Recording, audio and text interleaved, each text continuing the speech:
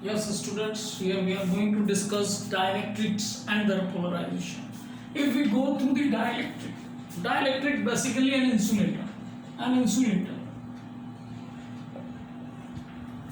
And insulators, there are no free electrons because they are all bound to the nucleus. No free electrons are there. So, the dielectric, which is essentially an insulator, एक insulator जो dielectric है वही एक insulator है.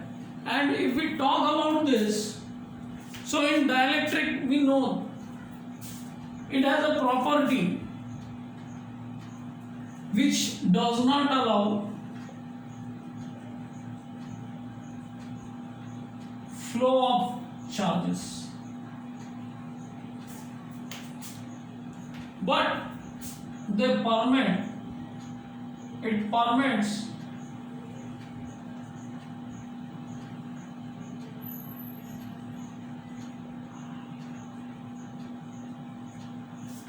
permits electric field. Means electric field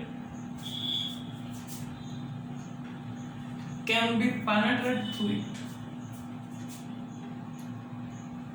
Now if we go through the conductors and compare it with this, that will become very easy for us to understand. Suppose this is a conductor, we have given charge to it, there will be positive charge. Yeah. Now when we are having a positive charge over here, there will be a negative charge at this surface and all the positive charges will go to that surface.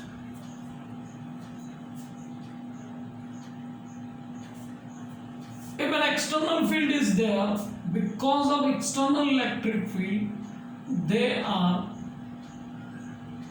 accumulating charge on the positive sides, that is negative charge. On another end, where negative charge is residing, they are accumulating positive charge. And this process continues. There will be two electric fields, one external electric field, and one is the internal electric field because of the induced charge.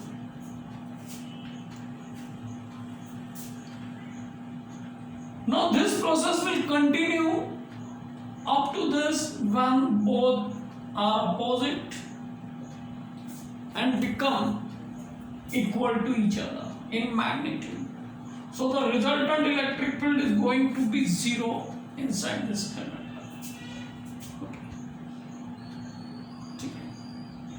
Now what happens in insulators? If we take these insulators, again electric field is applied, external electric field is there, and because of this external electric field, again the charges which are residing over here only at this surface, here it is, and they are developing an electric field inside it because accumulation of charge over here, but it cannot overcome this external electric field, means its value is always less than this, means external field will be always greater than the internal field which is inside this because of this positive charge and negative charge. Okay. So finally there will be some electric field which will be residing here only. A small amount of electric field will be there, though it does not allow the charge to flow through it. Okay. Now how does it happen, that we will see when we will take this dielectrics. There are two dielectrics. One is polar dielectric and another one is non-polar dielectric.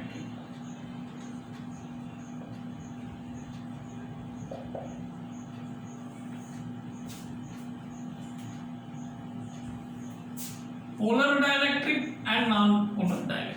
There are two types of dielectrics. Dielectric, its property is not to allow the flow of charges, but it permits electric field, a small amount of electric field, and how it is permitting because of this. Now if we go through the types of dielectrics, we are having polar dielectric and another one is non-polar dielectric. Okay. If we go through the polar dielectrics, so the mass of center of mass of positive charge does not coincide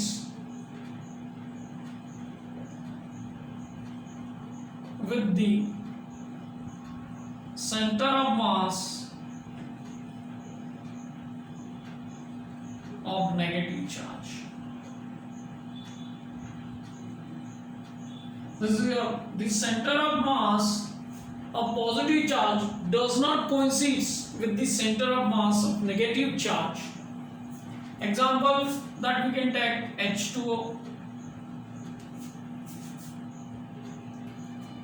We'll go through the H2O, the molecules like this. This is your H, this is your H, and this is your O. Mass of positive charge means protons and negative charge means electrons. So in polar dielectric, what we are getting? We are getting the center of mass of positive charge which does not coincide with the center of mass of negative charge. And if we go through the non-polar dielectrics,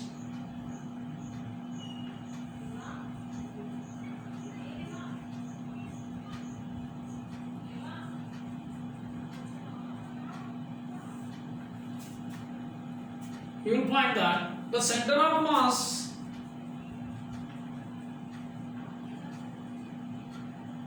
of positive charge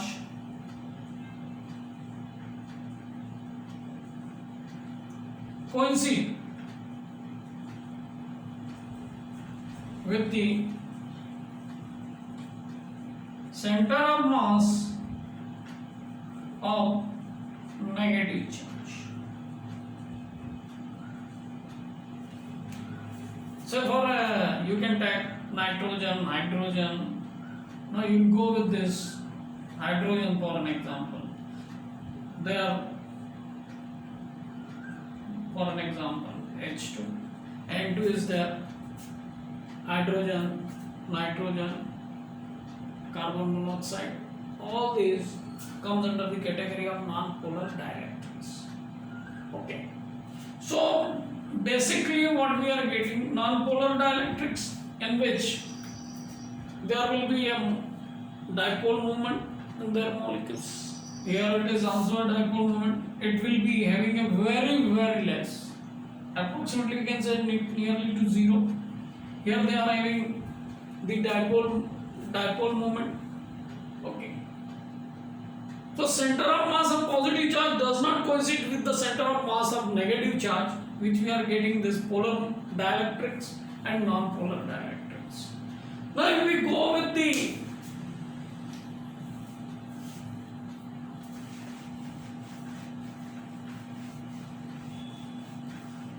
if we talk about the non-polar dielectrics, so in non-polar dielectrics, the molecules means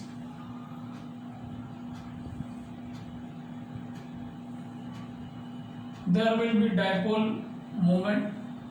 There will be the charges like this. They are like this. Yes, which we can say.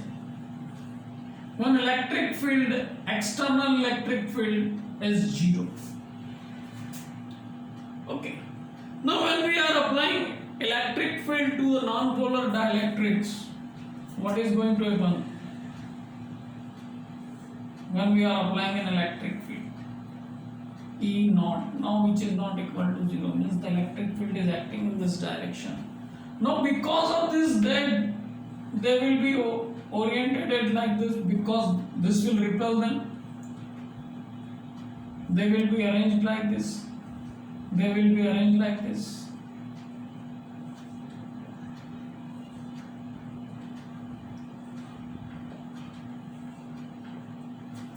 Okay. Now it will see electric field, so here at this surface you are getting all the negative charges, here you are getting all the positive charges, and all other inside charges are going to be zero. Why? Plus minus, they will cancel to each other. So finally we will be having at the surface negative charge over here at this, and here it is a positive charge at this surface.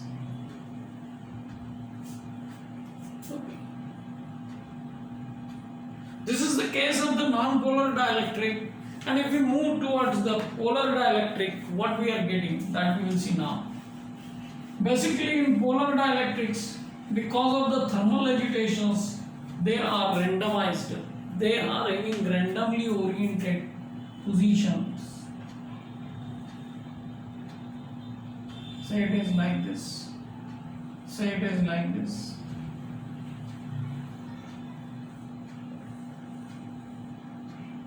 We can take more also. So this is the case of the polar dielectric.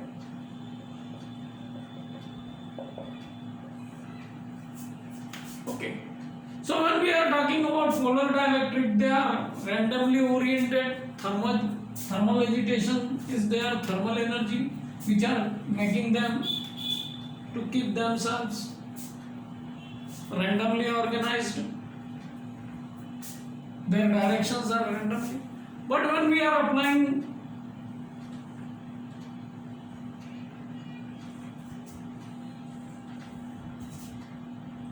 almost, they are having some energy inside them. When we are applying an external electric field, here it is electric field is going to be zero. When we are applying electric field which is not going to be zero in this direction, they are getting randomly organized because of thermal agitation there, because of the thermal energy. So finally what we are getting here positive, and here at the surface negative. Negative. So finally again the same thing, negative charge over here, and it will make them polarized. Okay. So polarization is there, and because of this polarization there will be an electric field, and that electric field will be in the direction opposite to this, opposite to the external electric field. So there will be some resultant electric field also, and we can say that resultant electric field, it is because of the polarization, because now it is polarized, and because of this positive charge it is giving an electric field which is in the direction opposite to the direction of the external field. So finally what we are getting, this E, electric field, the resultant electric field. So the resultant electric field will be given by external electric field applied minus the polarized electric field.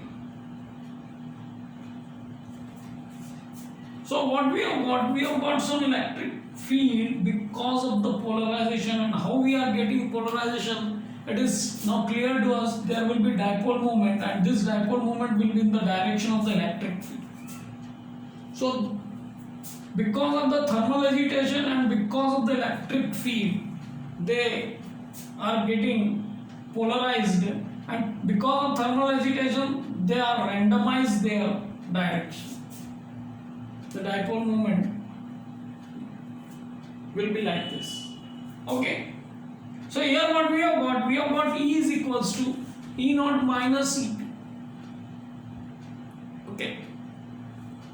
This is the net resultant electric field, external field applied, and the electric field which is applied because of the polarization. Okay. So we can have dielectrics and their polarization, how the dielectric is divided into two, polar dielectrics and non-polar dielectrics, how they behave when external field is applied, that we have gone through it.